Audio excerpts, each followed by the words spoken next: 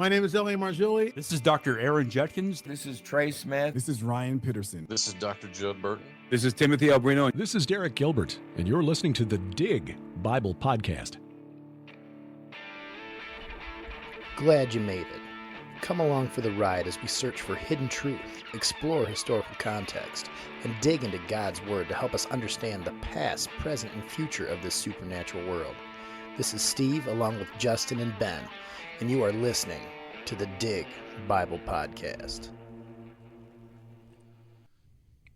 What is going on, all my local guys and gals and long-distance pals? We're back.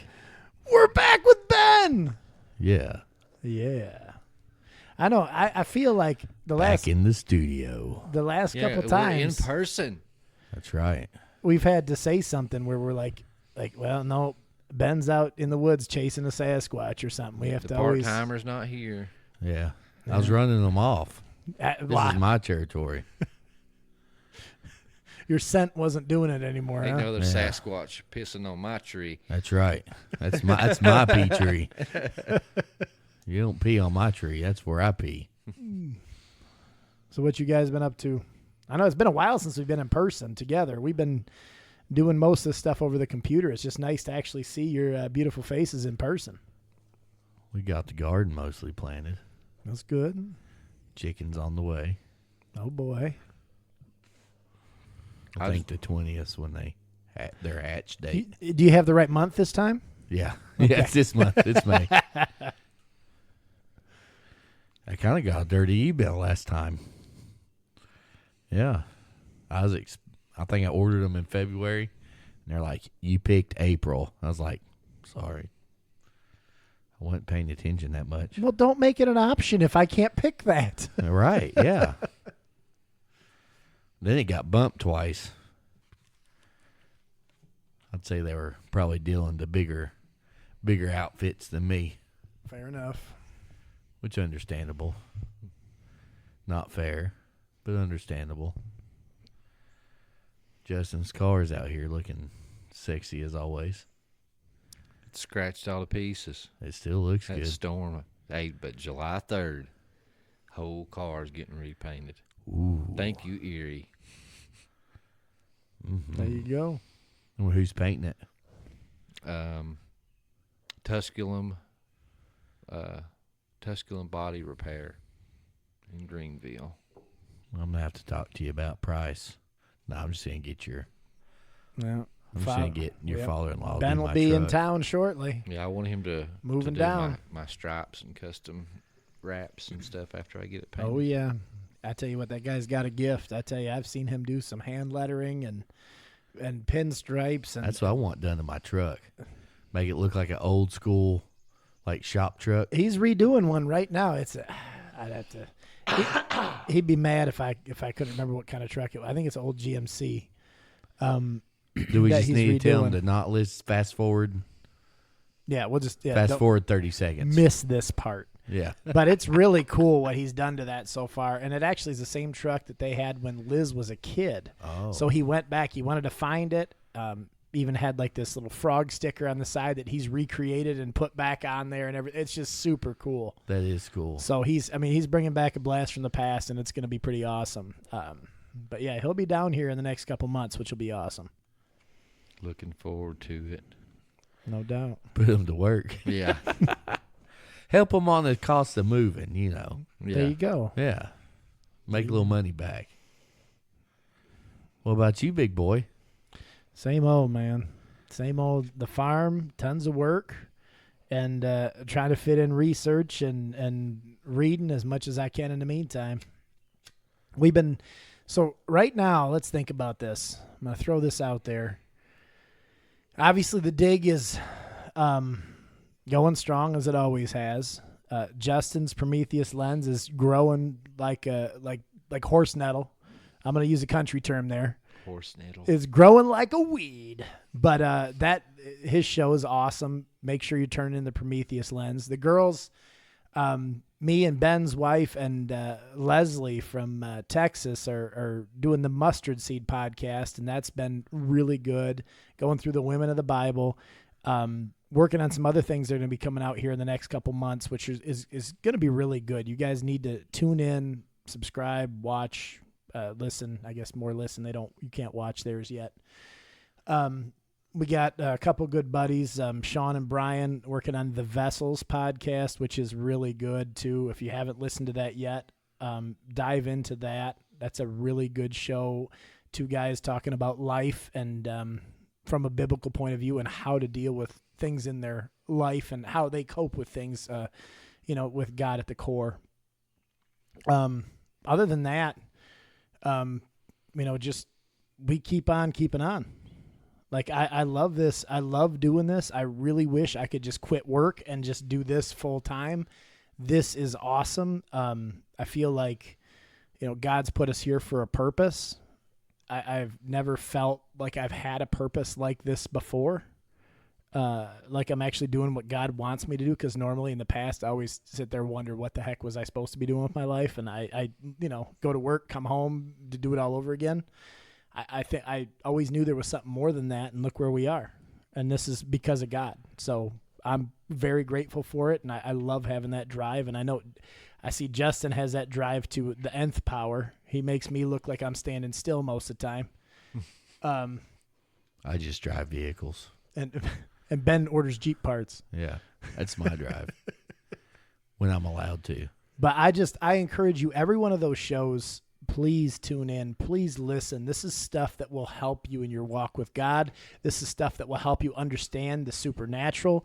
This is stuff that will help you along your path to connect everything that happens in the world around us and bring it back to what this is all about. Like, if it's happening in our world today, there's a way that we can use the Bible to explain these things. We have to look to Scripture to explain what's going on right now. And if you just sitting there saying, well, that's weird, like the UFO phenomenon, or, well, that's, politics, and there's something going on here, and there is a biblical thing. There's a biblical stance that we need to have on these issues. And if you don't tune in, you're going to miss out. FOMO. Yeah. Fear of missing out. It's a thing. I've heard that somewhere. Don't be FOMO'd, guys. I don't think I've ever been FOMO'd before, but all of a sudden now I'm feeling it. Now you know. I know. Now I wish I knew. I might have missed out. Just tune in. There you go. Well, in all seriousness, tune in. Please tune in. Listen, it's great stuff. It's great material. It's great information. If there's something you want to hear about, if there's something you want us to dig into, please reach out to the website is... the digbiblepodcast.com, and the email address is thedig423 at Gmail. At gmail.com. Reach out. Send us an email. Let us know what you want to hear. Let us know what you're thinking.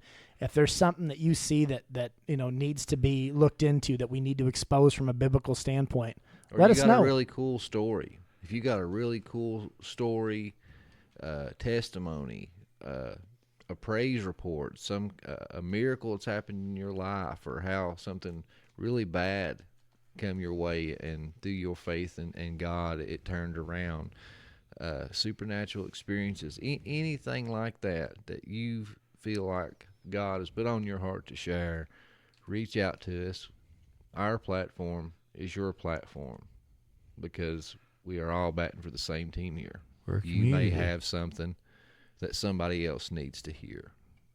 That's a true story. That is a true story. Hashtag. True story. Amen. All right. All right. Well, Ben, part-timer, why don't you give us a prayer, buddy? All right. Dear Lord, thank you for today. Thank you for this beautiful weather and the rain. Makes things grow. Thank you for our opportunities to come together and do these podcasts. And please, as always, give us discernment. And please have us reach the ones you need us to reach. In Jesus' name, amen. Amen.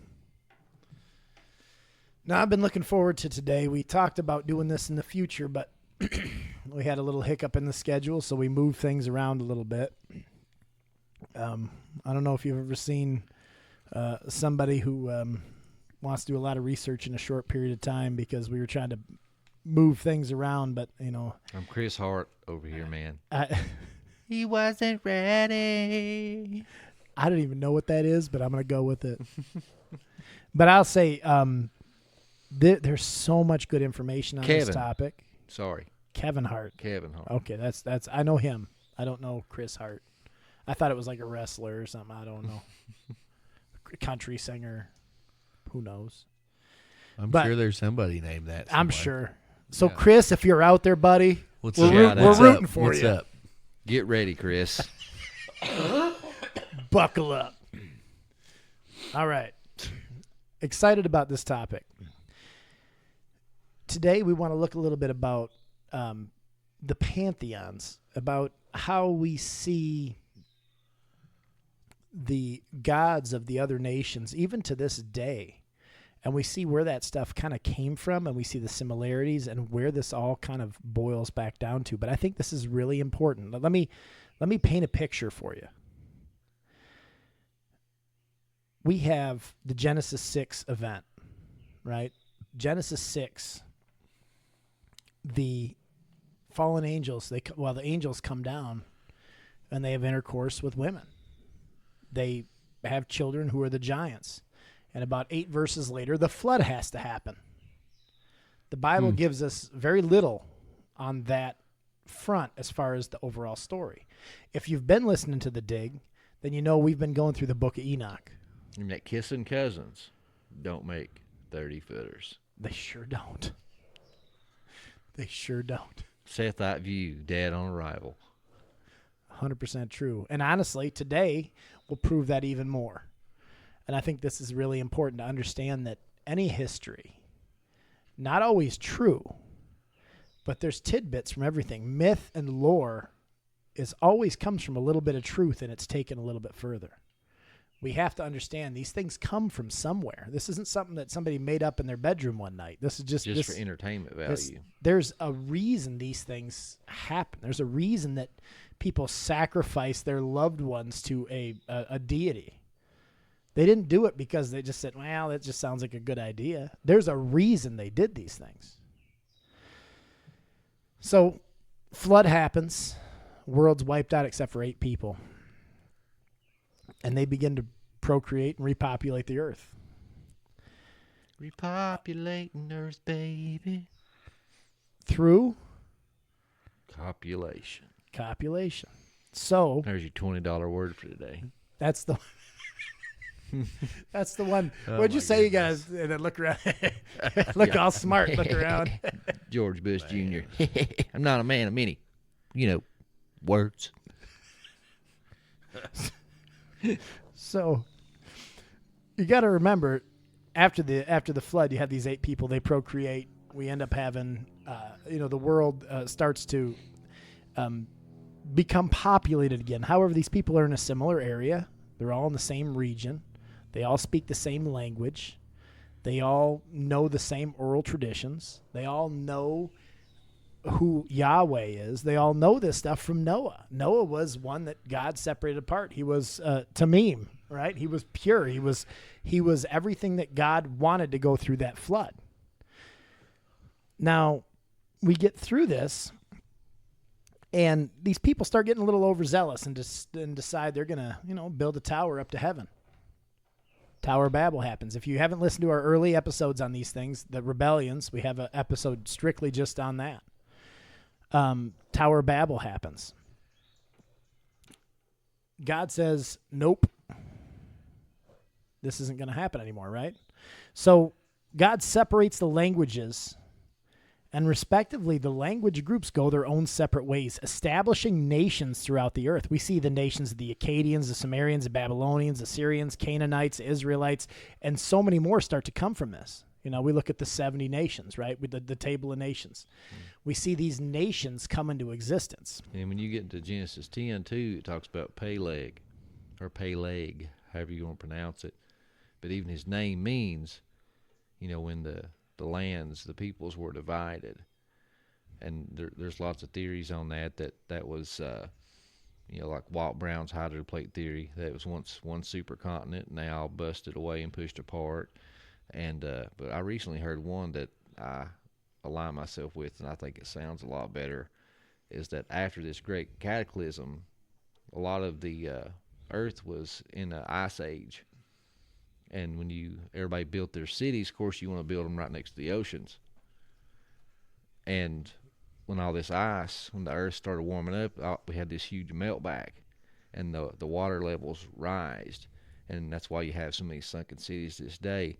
But they theorized that Peleg's time was a division by water, that the waters rised and therefore separated land masses and land bridges, and then also unfroze ice land bridges and stuff. So this was right. All this stuff was right around this time of this Tower of Babel event, within 1,000 years at least.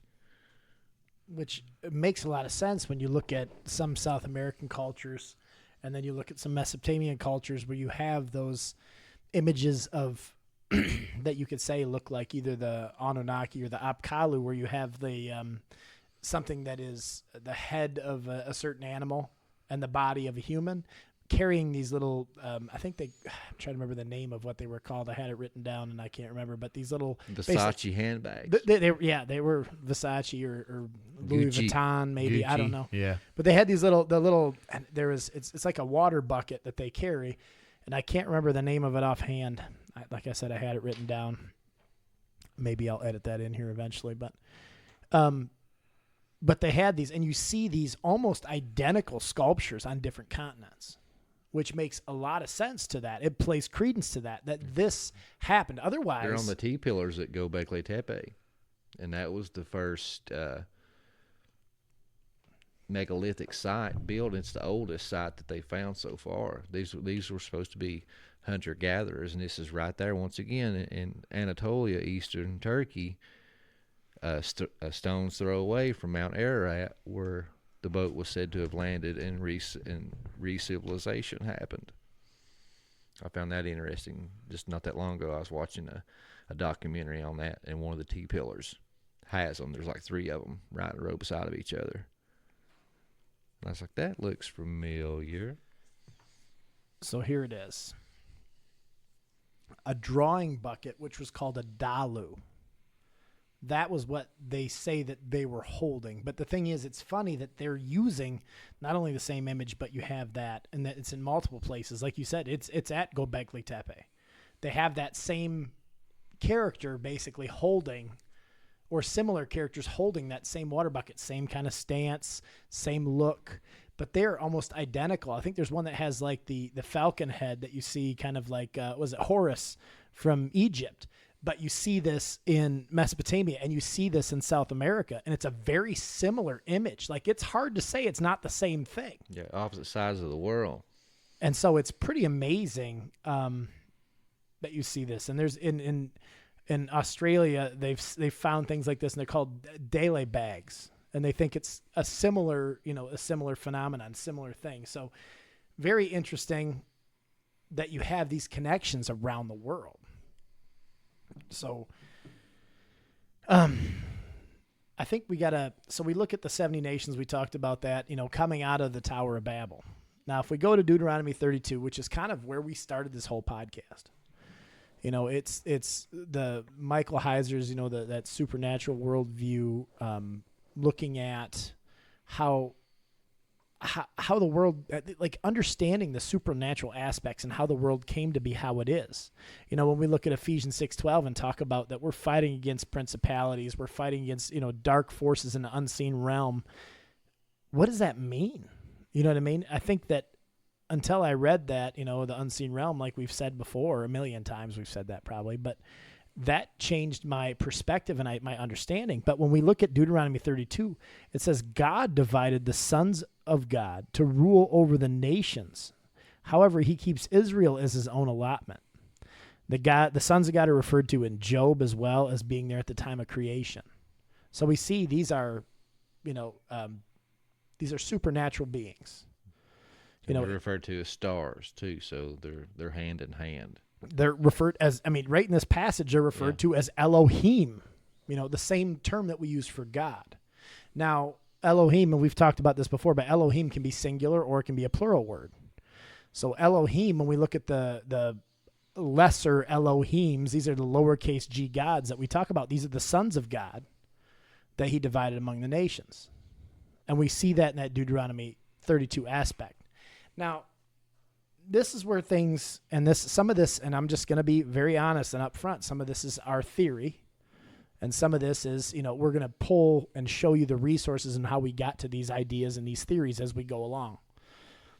But I think it's important to understand that at some point, some of these beings, if not all of these beings, besides Michael, obviously we know Michael was the prince of Israel, it says in Daniel.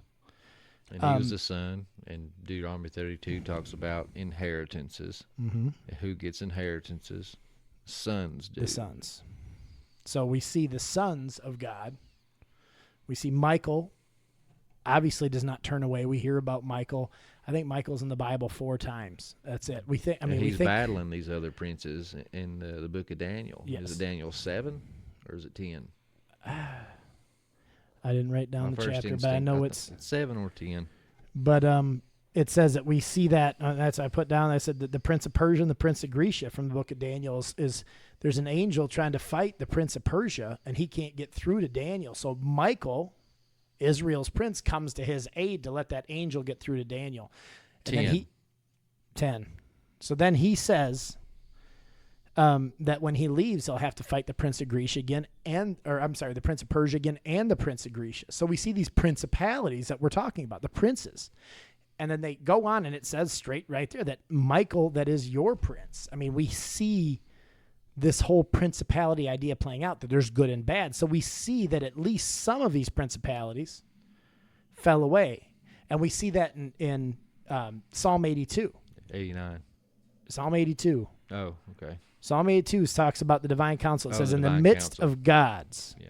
he holds judgment. He tells them in verse 6, you are gods, sons of the Most High, all of you. Nevertheless, you shall die and fall like any prince. So we know some of these sons of God that were in Deuteronomy 32 put over the nation, or the nations, fell away. And we talked about this a little bit before we got on here, but, you know, a lot of times we've talked about this in the past. How did giants or things of this nature show up after the flood? I have a hard time when you look at this and you look at this verbiage not saying that there was a second incursion. We talk about the first incursion being in Genesis 6. But when we see this happen, when we see these things that, and don't worry, we're going to get to a lot more that talk about some of the similarities here. But when you see these things happen post-flood, I think it's hard to deny that there was a second incursion, that some of these sons of God fell. It shows us in Psalm 82. These gods fell. They were going to be judged like men. They were going to die like any prince. At that point, you know, they had already turned away from God. They were the ones that wanted the glory. They were the ones that wanted to be deified by these different nations. They were going to jail, so might as well get their money's worth. Exactly. At that point. So, I mean, that once again, this is a little bit, and I said that before, I'm prefacing this. Some of this is theory, but I do believe that we have pretty good evidence seeing this kind of in front of us here. As I like to say, it's a theory, but in good company. There you go. Now, you got to remember, too, these entities, these sons of God, they could do amazing things as well, right? If we go down and look into the book of Enoch, which we have been studying, we can look at the watchers, and we call them fallen angels, watchers. Daniel's the only book in the Bible that actually calls them watchers. But if you look at this, the fallen angels from Enoch, which we've been going over, it talks about what each of them, the main ones, did and what they taught the men. First one being Azazel. He taught the working of metals, the beautifying of the eyelids, precious stones, coloring, and dyes. You have Semjaza, who taught the casting of spells and the cutting of roots. Armoros taught counter spells, which were to take those spells that were cast on you and to remove those. And Barakajel taught astrology. Kokabiel taught the constellations. Ezequiel, the knowledge of the clouds. Eriquiel, the signs of the earth. Shamziel, the signs of the sun. And Sariel, the course of the moon. Now, I think it's interesting that we see these. This is pre-flood. Remember this. These are the ones that were locked up in Tartarus, according to Peter. And, we hear about this in Jude, the angels that left their first estate, right? They're locked up until the end of time, till judgment.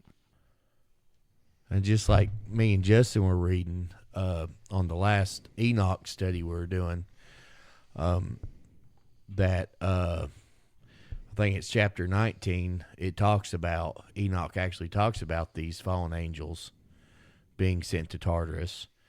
But then as you go on to chapter, I think it's 21, it talks about a different place where they're bound. Yeah, and we talked about it, and it was like he was identifying two separate sets, like two rebellions here. And I wanted to read that because it described two different things. Yeah, it says, I went to a different place. So verse 19 in the book of Enoch, it said... Chapter 19. Yeah, chapter 19 in the first book of Enoch.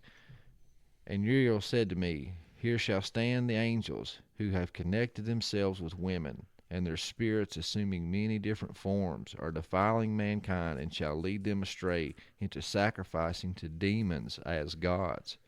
Here shall they stand till the day of great judgment, in which they shall be judged, till they are made an end of. And the women also of the angels who went astray shall become sirens. And I, Enoch, alone saw the vision and the end of all things, and no man shall see as I have seen. And that describes perfectly the Genesis 6 angels who fallen and had their way with women, yeah. And then it goes on talking about, as he's traversing and traveling to these other realms and seeing these other things, and he comes to another place. In chapter 21 it says, And I proceeded to where things were chaotic, and I saw there something horrible. I saw neither a heaven above nor a firmly founded earth, but a place chaotic and horrible. And there I saw 7 stars of heaven bound together in it, like great mountains and burning fire. And then I said, For what sin are they bound? And on what account have they been cast hither? Then said Uriel, one of the holy angels, who was with me, and was chief over them, and said, Enoch, why dost thou ask? And why art thou eager for the truth? These are the number of the stars of heaven, which have transgressed the commandment of the Lord, and are bound here till 10,000 years. The time entailed by their sins are consummated. So you have two sets. One's in Tartarus until the day of judgment, and it says they will be made an end of. Then he goes to this other one. He's like, well, what about these guys? What did they do? Oh, well, they, these are the stars of heaven that transgressed the Lord, and their days will be 10,000 years till their sins are consummated. Right. And so we talked about that. Could this be the Deuteronomy 32 sons of God? Right. That ruled unjustly according to Psalms 82. Right. And of course, it's two different occasions, because why would he be seeing the same thing and then ask, what is this, if it's the same things he saw before? Right. It's definitely interesting. And like the 7, obviously, we've talked about that before. It could be actual 7 or all. Yeah, and then what I think's fascinating, and we talked about it on that episode, is we have 7 planetary spheres. And we know from, the Greek and Romans were hand in hand. They were just the same characteristics. They just named their gods different names. But the Romans aligned their gods with planets. I mean, there was Jupiter instead of Zeus, but they were the same. And there was Mars and Ares. All these different gods, they were connected with these planetary spheres. So I find that fascinating, especially when it transcribes to the Greek. And the Roman, they're the same, just same finger puppet, different name. But in both of these religions, you have a divine council. Yeah, it's always set up like it's an imitation of God's divine council, because it was something that they were a part of before they were threw out of heaven.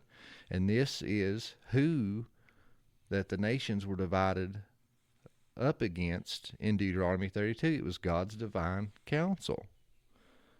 And it's just fascinating. And then when you go into the Greek, when we have the Genesis 6 event, these other set of gods tries to overthrow another set. It's a power struggle. Well, what happens?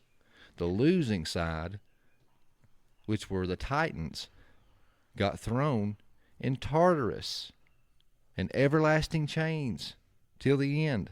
That sounds familiar, don't it? Yes, and that's the Greek Titans. That is the Genesis 6 fallen angel narrative, repackaged and retold from a fallen angel polytheist perspective. Now, take it one step further. The seven Apkallu. We have that same scenario. If we look at how the Apkallu, they fell out of favor with Anu, right? The chief god. They fell out of favor with him. For teaching humanity hidden knowledge and wisdom. This is a bastardization of Genesis 6. It's the same thing. It's the same story repackaged. Yep.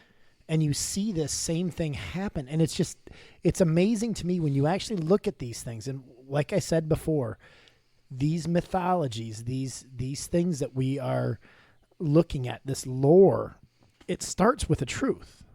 And then part of it is, when the Tower of Babel happens, we have this period of time where everybody has a different language and there's no written language. So part of it is the telephone game until written language is established, and it's at different periods of time for each of these different nations. We can trace back this written language to different time periods with each different country or a different nation. And so when we get to that point, though, we see that there is a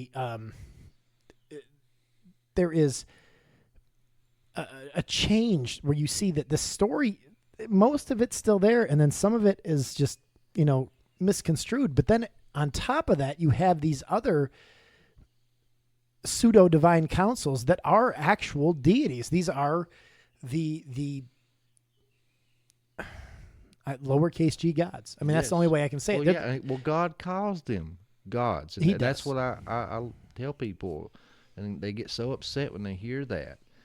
They get offended and they get in their feels and don't, it's like they already know the truth and anything else is a lie and a deception from the devil, and they're not going to hear the matter out. Well, we're trying to show you.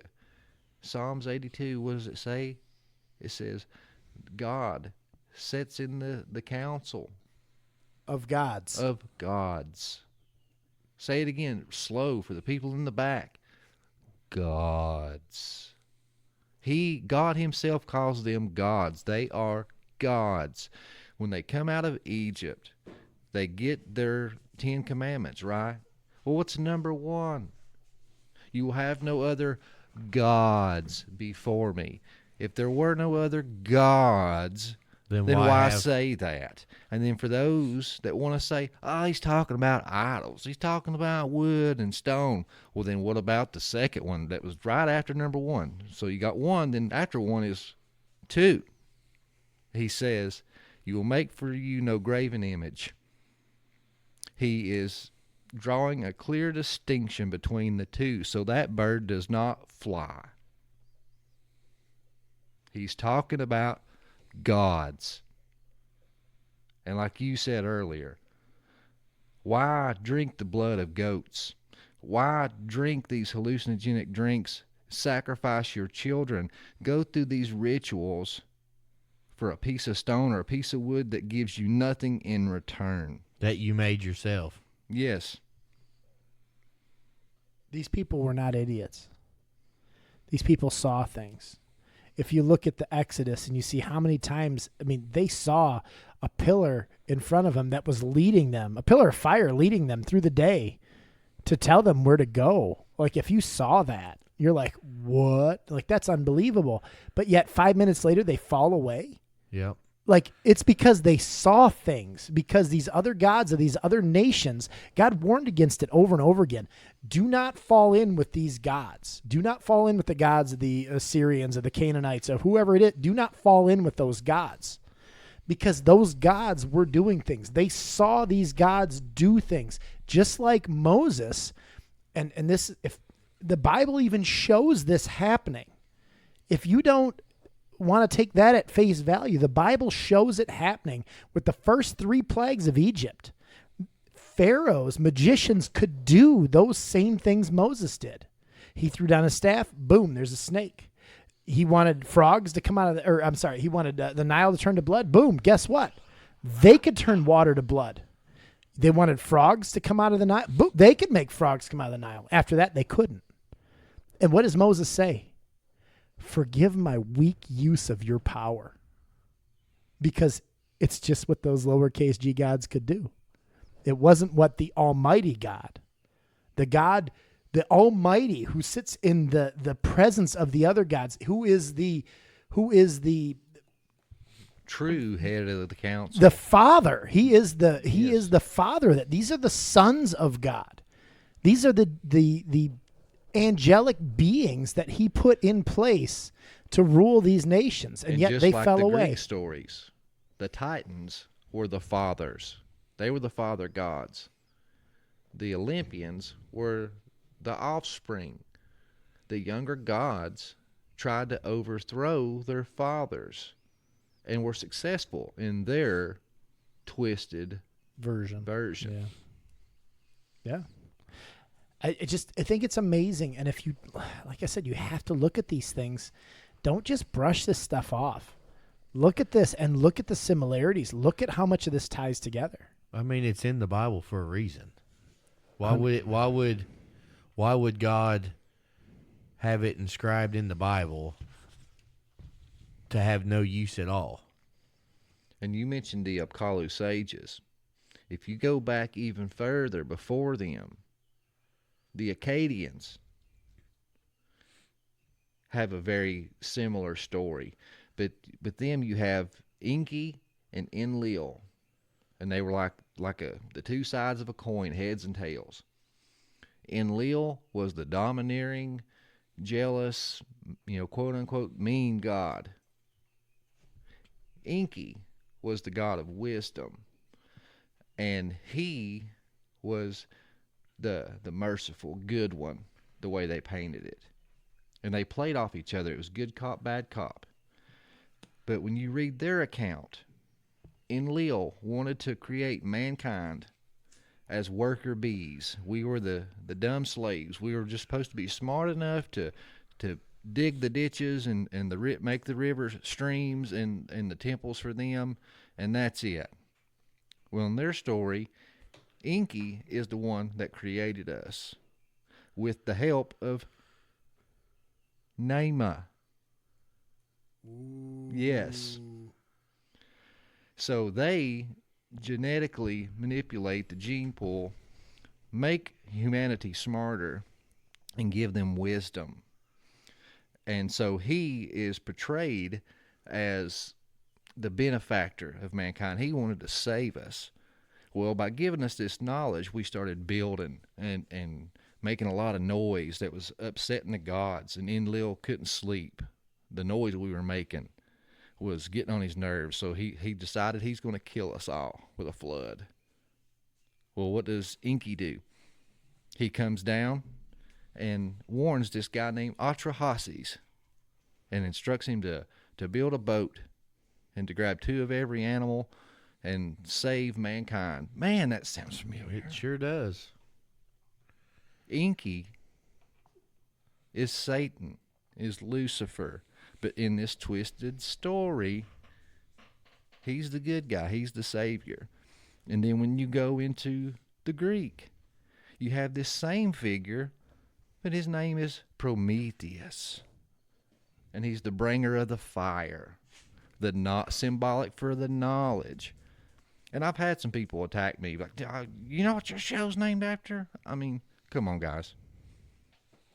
You don't think I didn't study and knew what I was naming my show? No, the Prometheus perspective is so you're not deceived. Number 1 rule of war, we talk about it all the time. Know thy enemy.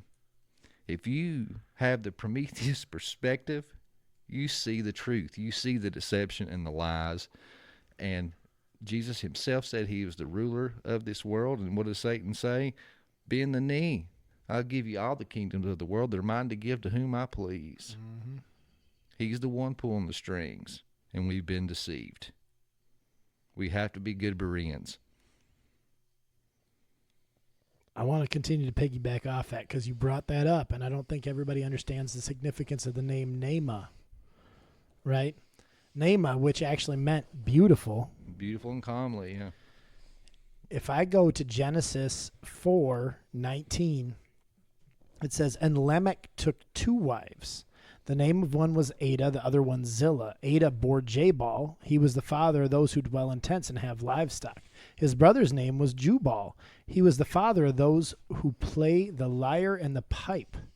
Zillah also bore Tubal-Cain, who was the forger of all instruments, bronze and iron. The sister of Tubal-Cain was Naamah. Now, once again, I have to always put this in there, but in the Bible, when they say a woman's name, it's important. Especially in the genealogies. And in the New Old Testament especially.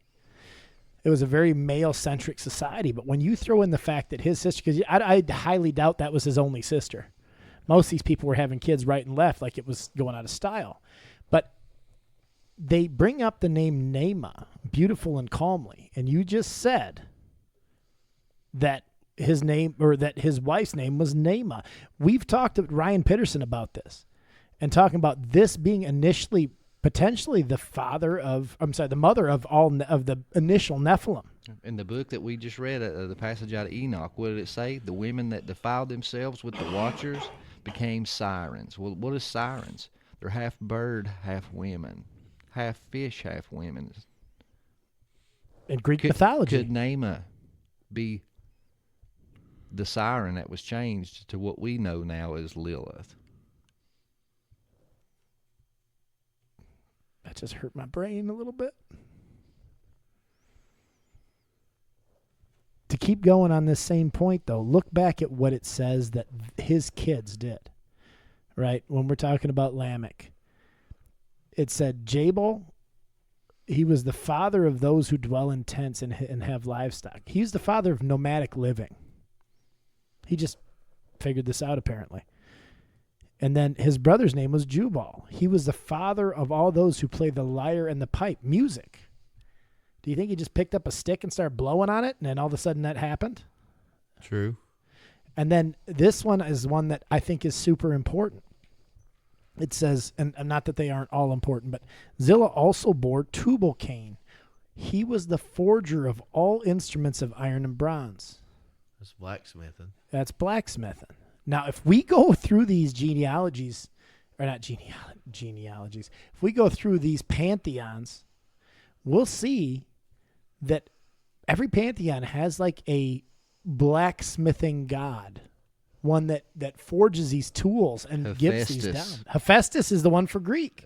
And he was a Greek titan. Exactly. And we see this come down, and it's exactly what, hold on, go back to prior to the flood. What did Azazel teach? The working of metals. Yeah. The forging of weapons. You even have that in like the Thor movies. Oh, it gets even better for that. Don't you worry. We're going to get to some crazy stuff with that. But you go through this and you'll see so many similarities in all these different things. But if we go back, I think it's interesting, and this is the point that Ryan Peterson brought up that I 100% agree with. The reason they bring up Naamah and they show that all of her brothers all of a sudden had this knowledge was a trading of human women for that knowledge. And when we look through the book of Enoch, it talks about all the things that they taught men and that they took women, the women that they so chose as their wives. To me, that seems like a trade-off. Yeah, and all the things listed there in Genesis are fallen watcher teachings according to the book of Enoch. Exactly. It was a dowry. Yeah. So we see that happen. Now,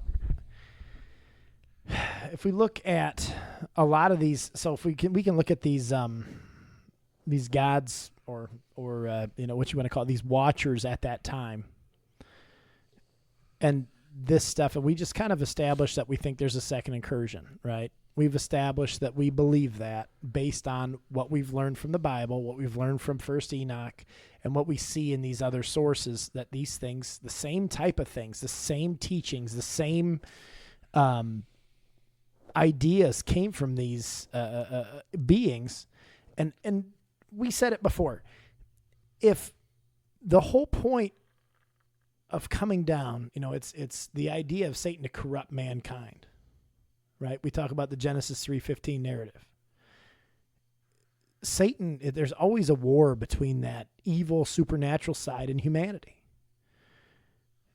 When all this happened with the Watchers, and in the Bible, it's in like Genesis 6, and there's like a 9-verse stretch, and all of a sudden everybody has to die. Just that fast in the Bible. We see this, that something bad obviously happened.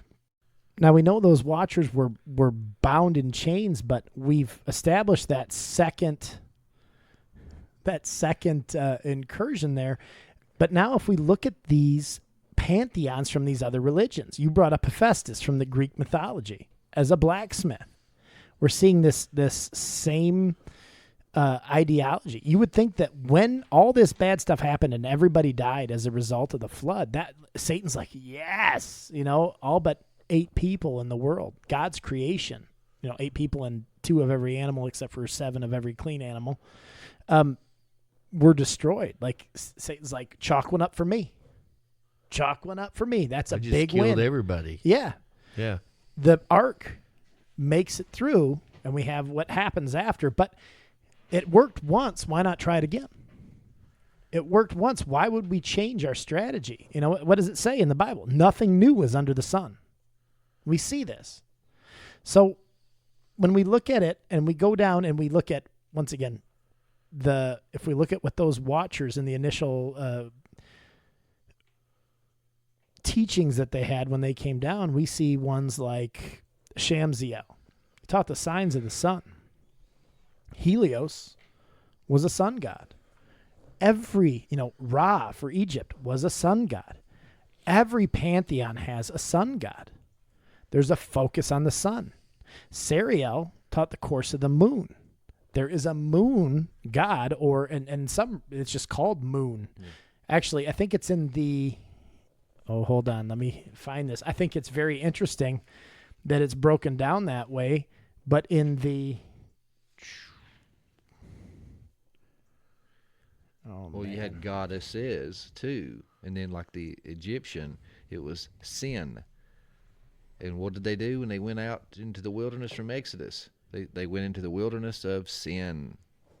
They went. Remember, we talked to Derek Gilbert how it gave the dates and the times. This was during a full moon, so they were entering the realm of the goddess or god sin when they was in full power when they walked up on Jericho. You remember that? And the whole walking around the wall 7 times, that was a ritual that they would do for the moon god, which was also a fertility god, to protect the city and bless the crops. So they were trapped inside, couldn't do the ritual. So God had his people do the ritual and mimic them, and Mock basically 'em. make fun of them. Mock 'em, Yeah, and yeah. then blew the trumpets and crashed the walls down. You talk about some spiritual warfare and a battle of the gods there. And if I'm not mistaken, I believe it was like right after harvest time too. Well, yeah, so I was saying, yeah. That time of year. Which I watched a pretty cool show. I can't remember what it's called. It's on YouTube there. It's a Christian guy over in Israel, and he found Jericho, he thinks, and he even said that there was pots that still had grain in it that was burnt on top, where he told them not to take anything. I've actually found different accounts of that too, that people Yeah. said they found that over there. I thought that was pretty cool. And he said the way the walls fell, you could just walk up and over them. Where they built their towns like on a berm, just built on top and on top. Yeah. And at one site they found how they said that they fell from the like they were pushed out instead of in, Right, yeah, the walls Yeah. fell outwards. and that all the walls were destroyed except there was one column on that. I think was at the east end or whatever end that Rahab was in, Right, and because she that was under the building was still protection standing-ish. of Yahweh for helping His people. Right. That would be pretty crazy just to see that. I think it'd be cool to go over there, but I don't think I'm leaving the country anytime soon. Yeah, you're scared to go to the store sometimes. Derek and Sharon's over there right Store. now. Yeah, I've been following them and looking at the pictures and things. Derek, that's just so cool. They're actually doing a show with, I think, Mike, talking about, is it safe to go to Israel? I think they're airing that tonight. And obviously the answer they're going to say is yes, I think, by them being over there. But pretty interesting when you look at it. Just sidebar on that, we watched Granger Smith. He was a country singer, and he's quit singing and started doing more preaching kind of stuff. And they went over there, and they said they just do like a little podcast, like a, I don't know, their life YouTube channel, whatever. They went up to ask for tours and shocked the ladies that were working it, working the ticket sales. You want to go? You want to go? They're like, yeah, we're here, ain't we? We figure with all the chaos going on that the tickets would be cheap. The lines were short. She said something like, I don't know, like they ain't had no sales in like 3 weeks or something. That was a little sidebar. Well, I want to keep going on this Pantheon trek as we've been going a little bit, and I'm jumping around. I have way too many notes, and it's killing me. I tried to type them all today, and I did not have time. So half of them are typed, half of them are printed out in my handwriting. For anybody out there, it looks like Sanskrit. Doctor writing. It's and I'm not a doctor, so I don't have any right to write like this. But if we want to look at some of the things that I think that we really need to focus on is that we see, and I think we've brought this up with the ayahuasca. We've brought this up with the DMT stuff. Did we talk about that on this, or did we talk about that prior? That was prior. Yeah, that was pre-roll. So we should have recorded all that because it was really good stuff. But I think it's important to see that when we go through the original Watchers, Samjaza taught the cutting of roots and casting spells. If we look through some of these different cultures, I mean, we'll look at Asclepius, for example, in the Greek and Roman pantheons. He was the god of medicine. Where do these people get these things? Where we get the Greek idea is from? pharmakia, Well, which that's a the whole Old nother. Testament warns you about. That's a whole nother road to go down. The pharmakia road. We could do a whole show on just that. And he carried a staff with two serpents, male and female, twisting up it. The Asherah pole. And how did they know back then what a DNA strand looked like? I mean, Yeah. Hermes, the messenger god of the Pantheon, of the divine council, according to the Greeks, had his staff. What do they call that? I can't remember now. But it was a staff with wings on the top and 2 twisting serpents going up it also. He had wings on his sandals as well. Yeah. But I think, so there's so many other ones. If you look at the Yanomami, which is, if we go down, we're looking at different myths from different parts of the world. I think it's important we see that these things stretch everywhere. So the Yanomami was a South American myth.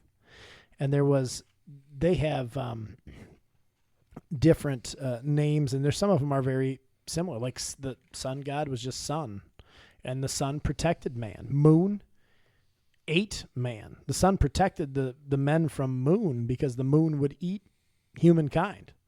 If you look at did you say 8 as in number 8, man? No, like 8 as in they were hungry. The moon was hungry. So you look at, and this is another, there's 2 things here I think are important that we see. Red boa, we're talking about a massive snake, connected the sun, moon, and earth together. But the snake could sometimes turn into a man.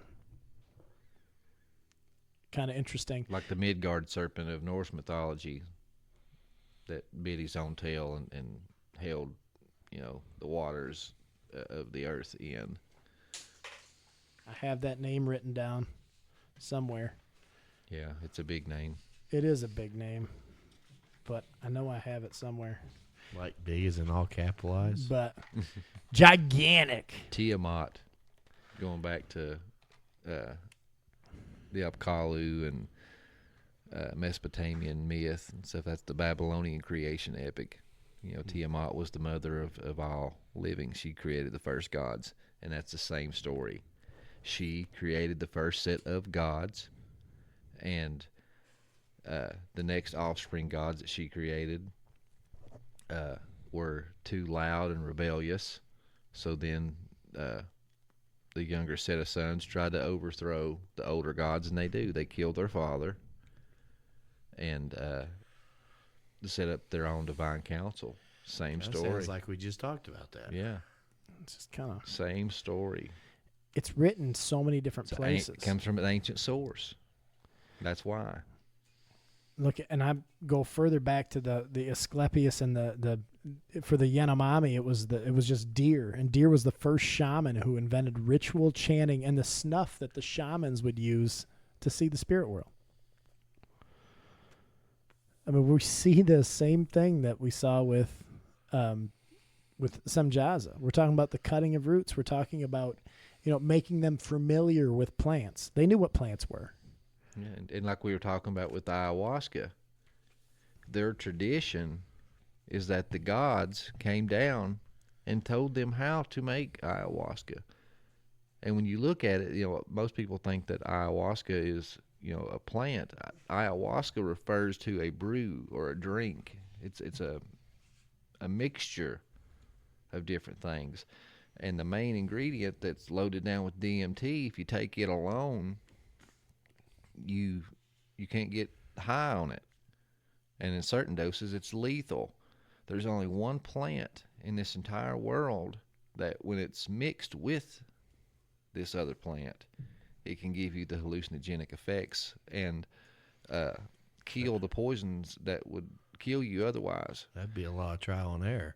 Yeah. So Figure it out on your own. And the thing is too, is there's a process. You have to cook and boil it. And there's all these different processes that these plants have to go through before it's ingested. How did these people just figure this out? Like you said, did they just go through and do the millions and millions of different, plant life and species, just trial and error, put them together and see what happens? What would even give them the thought to do that? Yeah, it was given to them. Going on that same run, if you look at the Aztec myths, it was Patecatl was the god of medicine, mixed herbs, and known for getting drunk. Like, same kind of thing. We're talking about this exactly. If you go into Dionysus. the Yoruba, it's an African myth, mostly from the Nigerian side. From that side of Africa, you have the Osanyin. It was the Orisha of medicine. He was a gardener, cultivated leaves and herbs for healing and rituals. If you look at the Native American myths, In the Ojibwe belief system, Bear was the keeper of the secrets of healing and medicine. You're seeing a very, very straight line here. This is going across the world. I mean, we just went from Mexico to Africa to Native America, all talking about something that's very similar, a God that taught them the different ways to use roots, medicines, things of this nature. And the Native Americans, they said that the gods came down and civilized them and taught them all these things, and they called them the Star People. Mm-hmm. Well, when you read the Sumerian Kings list, the very first line of it says, when the kingship descended from heaven. And it talks about these guys ruling for thousands of years. I mean, this keeps going. Yeah. In Japanese myth, Okanunushi was the god of medicine and magic, which is exactly what Semjaza was, casting spells and the cutting of roots. This is exactly what it was. You can just keep on going on this path and just keep seeing this in so many different religions. Yeah, and that's why God warned his people, do not seek out mediums and to sacrifice to these goat demons, it talks about in Exodus, because these things were happening. It was fallen angel teachings and witchcraft. On that same thing, in Irish myth, Byrog, was a Druidess Celtic priest who was a sage and a healer. Same thing. We're seeing that again. You're seeing this is spanning across the world. We're seeing this everywhere. We could do this with all those different gods. We can go through the blacksmithing gods, the ones that taught the working of metals and things like this. They've brought this information, this knowledge. There's so many different things here. And the part that I think is awesome, and the part that I think lends so much credence to the Bible and lends credence to First Enoch, is every one of these tribes and these different places have giant myths. Whether it's the Cyclops, whether it's just there's two giants actually, and I'm trying to remember what nation that was because it was a little gruesome. But hold on, I got it right here somewhere. The one-eyed purple people eater. No, there was. Son of a gun. I got to find a Cut better that way. out. This is a Christian podcast. It was in the Native American myth. In Native American myth, Sedna was an Inuit. It was two giants that had a baby. And it was a baby girl, and all she wanted to do was eat meat. Her parents hunted caribou, moose, birds, and one day she even ate a polar bear. It got to the point that she tried to eat her parents. So her parents took her out in a boat and threw her in the ocean. But she grabbed onto the side. And when she was on the side, her parents cut her fingers off one at a time until she fell into the ocean. And that's where she lives to this day, according to their myth. So the giant myths, the Cyclops, like in, which I think the Cyclops stuff is so cool because if you see that in, I'll have to edit so much of this out, it's going to be awful.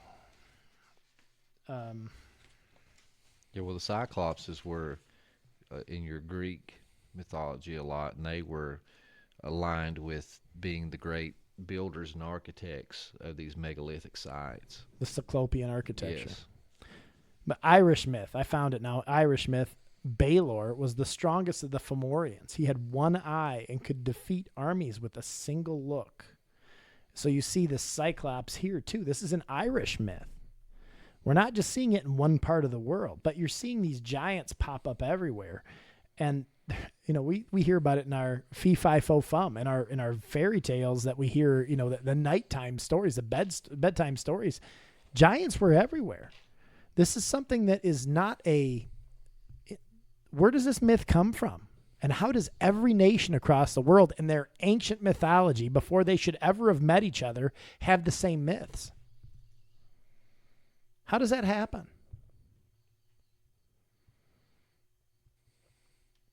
I mean, I think that we plainly see that this myth is all founded back to the Bible. This all starts at creation, because every one of these different mythologies from all these different nations, from all these different places, all have a creator God. Sometimes it's two, but they all have someone who brought them into creation. There was one I saw that actually his younger brother did it because the other one was too drunk to do it. Like, I mean, there's so many unique things that have happened in this telephone game over time, and the corruption that some of these unseen principalities have put on this. But it's everywhere. This is the same story retold with just mutations put to it. And you see these supernatural things, and we look at them, and we look at this stuff, say, oh, that's, that can't be real. There's not these, mermaids or whatever they are, goddess of fertility and healing and all these different things. We say that that's not a real thing. But look at the Bible. Look what it clearly tells us. How do the Israelites every time in the Exodus fall away every 5 minutes? How do we see that the Israelites, fell into these other religions?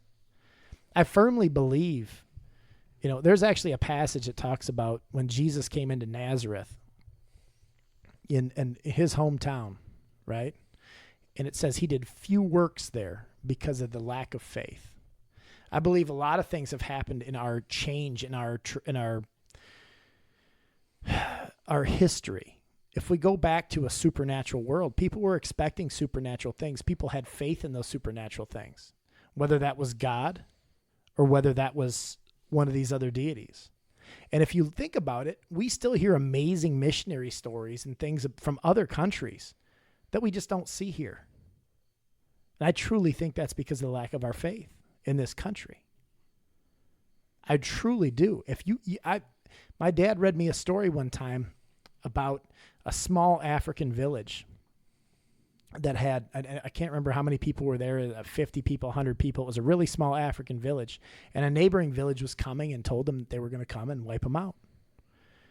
And this village has a couple thousand people compared to their 100. And this village comes against the 100 and comes to circle it. There's a missionary with this. This is how the story got out. There's a missionary with this 100. And once again, I'm skewing the numbers because I don't remember the actual numbers. But this massive army comes against this 100 with this missionary there. And they stop right when they get around the village. And everybody's like, what's going on in the village? The chief of this gigantic, this larger tribe that's coming to take over them walks down, drops his weapons in front of the chief of the smaller village and bows down to him and says, "We surrender." And the chief's like, "What?" They said, "You don't see them?" And they told him there were angels all around them. That missionary had brought Jesus, had brought Christ to that, and he was saving that nation, saving that small group of people because they had faith. This is stuff that we don't see in our country right now because of our lack of faith. But if you go back in history, everybody believed in a supernatural world. The Israelites, the Hebrews, the people that we found our entire belief system on believed in a supernatural world. We'll see 2 Kings chapter 3, verse 27 talks about the king of Moab. The Israelites were going to war against them, and they were winning the battle. And what does he do? He takes his eldest son, the one that was... It was his eldest son and only son. It was supposed to be the one that was going to continue his name, his family name and the legacy, and take over the kingship. Chained him to the wall of the city and sacrificed him and burned him alive. And it says in that account that suddenly the tides changed and the Moabites started slaying the Israelites on the battlefield. And then that the Israelites, in fear, turned and ran and lost the battle. So this king of Moab knew these other gods and knew their power and gave up his son and won the battle. This other god, lowercase g God, intervened for him. This most likely could have been Baal of Peor or Chemosh, were the two main gods around that time in Moab. Like, these are biblical. Like, Chemosh is talked about in Jeremiah 48. Baal of Peor is talked about in Numbers 25. We see these gods. That's what Psalm 91 is talking about, Shemosh. A lot of people read that. It talks about, you'll have no fear of the pestilence and the terror that comes by night. He's one of those mentioned by name. I think this is where we as a Christian community, as a church-fearing, God-fearing people, are losing the battle. If you don't realize that you're in a supernatural spiritual battle, the Ephesians 6:12, if you don't see that, then you're already losing.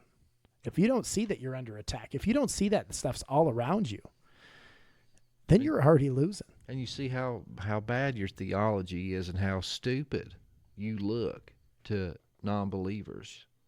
Because if we say, oh, there's only one God, and Christ, is ruling over the nations and all this stuff, then it's like, and I'm sorry for my French, so if there's children in the room, cover their ears. Why is this world so much shit? This world it's shit. So if what you're saying is true with that theology, you are saying that Christ and God is a shitty ruler. That is not true. You are missing the supernatural Deuteronomy 32 worldview. And that is the answer. When you have these atheists and non-believers come up to you, say, oh, well, your God's a God of love, and this, that, and the other. Well, how come my little sister was raped from the time she was 6 years old all the way till she was 18 and then committed suicide because your God didn't intervene? What about abortion?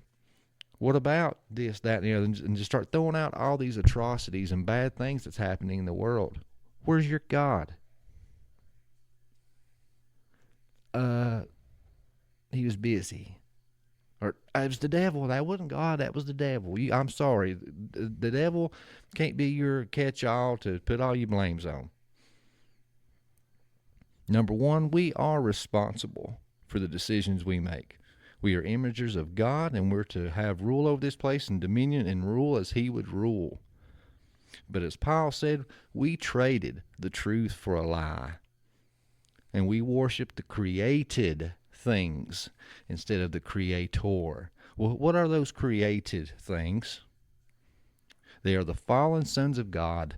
From Deuteronomy 32, it says, lest you turn and worship the stars of heaven. Who are those stars of heaven? We've done talked about that. Yeah. That's these sons of God. They are still ruling over the nations. But we have a hope now. But what did Christ say? My kingdom is not of this world.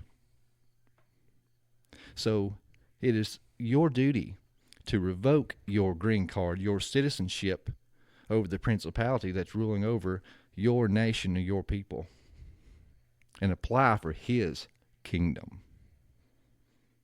Just because there's somebody with, hair down to their butt and a beard down to their belly button, you can't say, well, there is no barbers. Barbers don't exist, because if they did, why has this guy got hair down to his butt and a beard down to his belly button? If there was barbers, you wouldn't have people like that. No, your theology is screwed up. Barbers exist. Just because there's scraggly-looking people doesn't mean that barbers do not exist. That just means that scraggly-looking guy didn't go to the table and sit down in the chair and get his hair cut. And that's the problem with the world today. We're not going to the King of Kings and Lord of Lords and revoking our membership to these wicked nations and rulers and principalities. That part is on us. I think that's extremely well said. I 100% agree with you. I mean, 100%. That's the world right now is not bad because of God. It's bad because of sin. It's bad because of the choices we make. But in the same way, evil is in this world. And like you said, when people blame it on the devil, Satan, the devil, whatever you want to call it, whatever it is, anything other than God is not omnipresent. It's in one place at one time. Whatever demon it is in one place at one time. It is not something that, there's not another deity that's omnipresent that's above all of us. There's just not. So that doesn't mean that we're not under attack, because we always are. And I think that it's never been, I think that people laugh at it, but when you look back at those old cartoons and you have the angel on one shoulder and the devil on the other, you have a choice to make. It's free will. It's not far from it. Yeah. I think that's pretty accurate. Yeah. And when you choose, you know what? This is what feels good. I'm going to do that. This is what, makes me happy. I'm going to do that. This is what the world's telling me right now. I'm going to do that. That's when the world gets to where we are right now. And that's when we turn to those other gods, whether we see them as Chemosh or whether we see them as this feels good today. I don't care. It's the same thing. You're worshiping the same gods. Be small as the screw tape letters. It's the little moves on the board that make big ripples. The butterfly effect. 100%. We could go down this rabbit trail on each of these gods, and we could go down, and at some point we probably will go into more depth on a couple different things and different pantheons, because we did just truly scratch the absolute surface of this tonight. I mean, the absolute surface. But hopefully we connected some dots and gave you a good 30,000-foot view, and maybe you can see things a little broader with a little bit better perspective with the conversation we just had. That's the hope, because we could go down through and tit for tat and name the gods, what their characteristics were, and make linear lines and connect them to every nation in the world. I know we could do that, but I don't think we have to do that. I think it'd be an interesting deep dive for the future, but for our purpose today was just to show, hey, Deuteronomy 32 is real. And hey, you see it here, and here throughout the world. Regardless of what you think or you believe, it's real, and you need to be familiar with it and see it. And if you don't believe that it's real, as you're saying, there's only one God. I mean, there's obviously only one true God, but it sets yourself up to be deceived easily. Well, I got this feeling, or something just popped into my head. It had to be God that told me. Or if you use certain substances to see in the spirit realm. Yeah. And then something tells you it's something else who might God. Yeah, who might you don't need pose as God, but if you can't use your discernment, and I mean all you gotta do is use the Bible.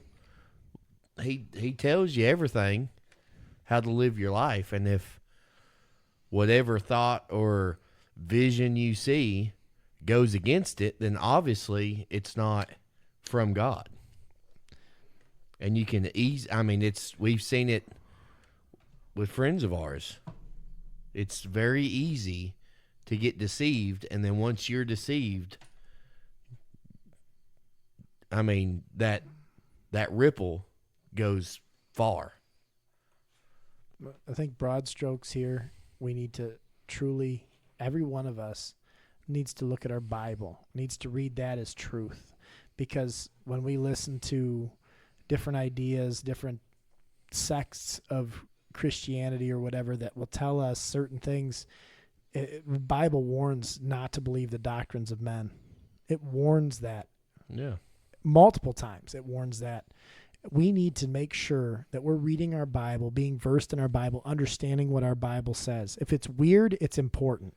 If it's something that we need to, if it's in the Bible, we need to understand. We need to try to dive in and understand what it's trying to tell us. We'll never understand everything, but God can give you discernment when you read that Bible, and it makes all the difference in the world. And it's so important that you look at those things, because the minute you put your Bible, that's actually from that the tacky one. I think it was not the original Left Behind series. I think it was the one they did after. The original ones were terrifying. I almost pee myself when you'd watch those. They were terrifying. But they did another one after, and there's a guy that goes in a house, and he's running away, and he's running from somebody, and on the table there's a gun and a Bible. And the guy grabs the gun and runs out of the house, and Satan walks in and goes, good, he's totally unarmed. And that's so true. Yep. Well, everybody, we appreciate you listening on another deep dive, deep dig with us. And in the meantime, Keep digging. Boom. Thanks for listening to the Dig Bible Podcast. All you dirty fingernailed theologians, we appreciate you. Be sure to check out our YouTube, our Instagram, our Facebook, and our Twitter accounts. Be sure to like, comment, and subscribe. And wherever you listen to us, whether it's Spotify, Apple Podcasts, be sure to give us a rating. That really helps us jump up so other people can find us. Keep digging.